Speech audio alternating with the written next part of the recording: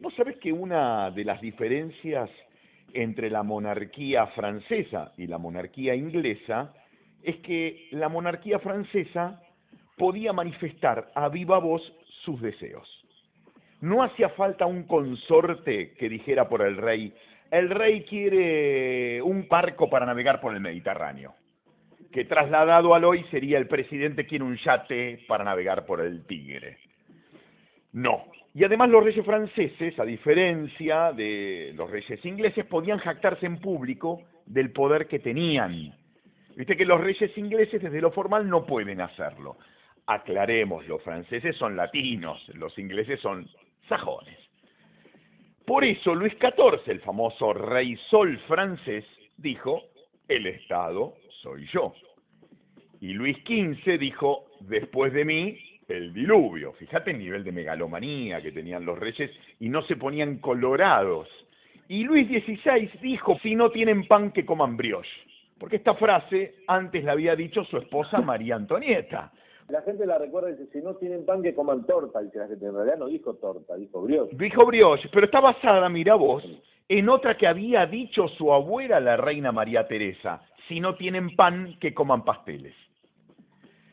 Si no tienen pan, que coman brioche, va a ser replicada, y esto es hermoso, en un diálogo que tuvo el rey Luis XVI con los burgueses más emblemáticos de Francia en el mes de abril de 1789. O sea, un mes antes de la revolución que arrancó en mayo. Y esta reunión se hizo porque el rey quería saber por qué los burgueses no estaban pagando los impuestos. Les cuento un detalle que no es para contarlo al mediodía, lo sé, pido disculpas, más que venimos hablando de comida, pero bueno, hacia la historia y por ende no tengo otra opción. Los reyes franceses, cuando recibían a distintas personalidades, las recibían sentado en su trono. El trono era hueco. ¿Y sabes por qué era hueco, Dani? Era hueco porque el rey solía cagarse delante del invitado. El rey solía cagarse delante del invitado, es más, a los invitados esto no les molestaba, estaban habituados, formaba parte del exhibicionismo del rey. Yo te diría, mira vos, de la impunidad con la que se movían los reyes, con la que se movían y con la que movían su vientre. Incluso fuera del palacio, cuando tiraban los excrementos del rey al gran vertedero, que en realidad era un gran pozo, se juntaban los pobres y aplaudían. La metáfora es perfecta y la podés trasladar al hoy. Caca y aplauden. Lo cierto es que en esta última reunión, los burgueses más poderosos, que estaban muy enojados con el rey Luis XVI, cuando vieron que el rey se cagaba mientras ellos hablaban, vieron la metáfora y a esa metáfora decidieron ponerle fin. Porque salieron de la reunión entendiendo que el contrato social se había roto y no había forma de pegarlo. No había forma de pegarlo porque el rey no había entendido que el Estado no era él, como había dicho su abuelo Luis XIV. El Estado son los privados. Sin el aporte de los privados el Estado no existe, y no existe porque el Estado, en Argentina, bueno, es más que obvio, no genera riqueza. Pero así como los burgueses tomaron conciencia de que el rey no iba a cambiar, el rey con los días empezó a tomar conciencia de que algo estaba pasando. ¿Y sabés cuándo se dio cuenta de que algo estaba pasando? Fue cuando un día se asomó al balcón y vio que, cuando tiraban su caca, ya no había pobres aplaudiendo. Pero claro, cuando Luis XVI tomó conciencia de esto fue demasiado tarde. Su cabeza ya estaba en el canasto que estaba debajo de la guillotina. La toma de la Bastilla ocurrió 3 meses después de la reunión, un martes 14 de julio de 1789. ¿Qué pasó? ¿Por qué el ejército no defendió al rey y a la reina y los burgueses pudieron entrar y cortarles la cabeza? Bueno, porque el ejército ya no cobraba, el rey se había quedado sin plata para pagarles y las defensas, ya se sabe, son rentadas. ¿Existe el idiota útil? Sí, de hecho algunos los ves a diario en Twitter, pero la mayoría de las defensas son rentadas. Y cuando no podés pagar más para que te defiendan, ya no te defienden más. Por eso fue muy fácil entrar al palacio y agarrarlos a los dos, al rey Luis XVI y a María Antonieta. Te cuento una anécdota hermosa. Cuando la cabeza de María Antonieta estuvo sobre la guillotina, le hace un chiste a su verdugo, porque no perdió el humor ni siquiera en ese momento. Le dice que su cuello era muy finito, que no se preocupara, que no iba a tener mucho trabajo cuando se la cortara. Y te cuento otra cosa más que alguna vez hemos hablado. ¿Sabes cómo se llamaba el recaudador de impuestos en el Evangelio según San Lucas? Saqueo. Ah, saqueo, claro. Saqueo, Claro, con Z. saqueo. De ahí viene la palabra.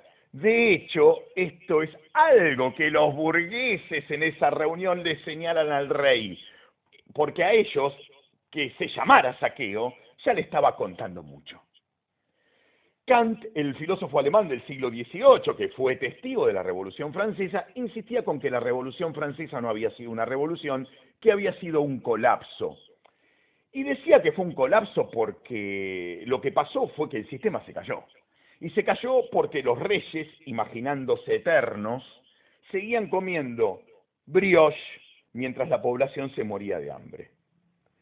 No había trabajo y los generadores de riqueza estaban podridos de bancar a parásitos que no hacían más que enriquecerse. Esto fue lo que pasó. El colapso, bueno, derivó en mito porque la construcción del mito es inevitable. Y entonces al mito se lo vistió y pasó a ser eso que se llamó revolución, que supuestamente fue por la igualdad, la libertad y la fraternidad. Mentira. ¿Estaba eso? Sí, dando vueltas, pero vino mucho después. El único valor que había en juego era la plata. Ese era el valor que se disputaron. Fue una pelea por la caja. Los burgueses no quisieron bancar más a la realeza. Había una burguesía que venía en ascenso, a quienes ahogaban cada vez con más impuestos, porque, bueno, había hecho mucho dinero, curiosamente, gracias al continente americano. Y esa burguesía estaba podrida de compartir sus ganancias con la realeza, que no hacía nada. Y había una situación propicia que los burgueses aprovecharon, porque vieron que la mayoría de la población no tenía trabajo y se moría de hambre. Si ellos salían, estaban convencidos de que iban a salir casi todos. Y así fue. ¿Y por qué yo te hablo de esto? Porque a mí me llama la atención lo que está pasando en este país. Esta semana entró en vigencia otro impuesto, que es el famoso aporte solidario y extraordinario para ayudar a morigerar, la riqueza, claro. claro, los efectos de la pandemia, así se llama. Que lo que molesta de entrada es que ni siquiera tienen la valentía de llamarlo impuesto, le pones aporte solidario, que no es solidario, es obligatorio. Y en Argentina todo lo provisorio hasta ahora es permanente. Y no es pandemia, es cuarentena, o sea, cuareterna. Yo tengo el teléfono de un foniatra, puedo dejarlo al aire, así enseña a algunos a pronunciar algunas palabras que parece que no se pueden decir. Y es un impuesto que arranca cobrándoles un 2,25% para aquellas personas que se encuentren entre, creo que los 300 y 400 millones de capital. Y de ahí el porcentaje va subiendo, o sea, 2 millones de dólares para arriba. O sea, 2 millones de dólares para arriba. ¿Y qué es lo que me jode a mí de todo esto? Esta cuenta. Mirá, en Argentina los tres poderes del Estado, bueno, cuesta mantenerlos alrededor de 2.500 millones de dólares por año. Si a eso le sumás los 15.000 millones de dólares que según el BID se van en filtraciones, o sea, corrupción entre paréntesis, estamos hablando de que la política nos cuesta 17.500 millones de dólares. 17.500 millones de dólares. O sea, se sanciona un impuesto que va a ser discutido en la Corte Suprema porque va a haber, lógicamente, resistencia, porque es pagar dos veces lo mismo, ¿no? Para recaudar, como mucho, la 10ª parte de lo que sale mantener los tres poderes del Estado en Argentina. Porque se va a recaudar con este impuesto supuestamente 1.800 millones de dólares. Y a nosotros nos cuesta mantener los tres poderes del Estado 17.500 millones de dólares. O sea, no pueden achicarse ni un 10%. Ni un 10%. O sea, quienes gobiernan no pueden reducir lo que nos cuesta un 10%. Es el síndrome, sin duda, María Antonieta. El rey y la reina de Francia se dieron cuenta tarde, cuando los contribuyentes no querían que se siguieran cagando en ellos y los pobres no aplaudían la caca que ellos tiraban al vertedero. A diferencia de el rey y la reina de Francia, nuestros reyes contemporáneos son bastante particulares y negadores desde ya, porque para que la realidad no les llegue, ¿sabes qué hacen? Se siguen aplaudiendo entre ellos cada vez que van al baño. Diego Javier Recalde pasó por la 11:10 con su columna de todos los domingos. Excelente, Diego. Gracias, querido, te mando un abrazo enorme.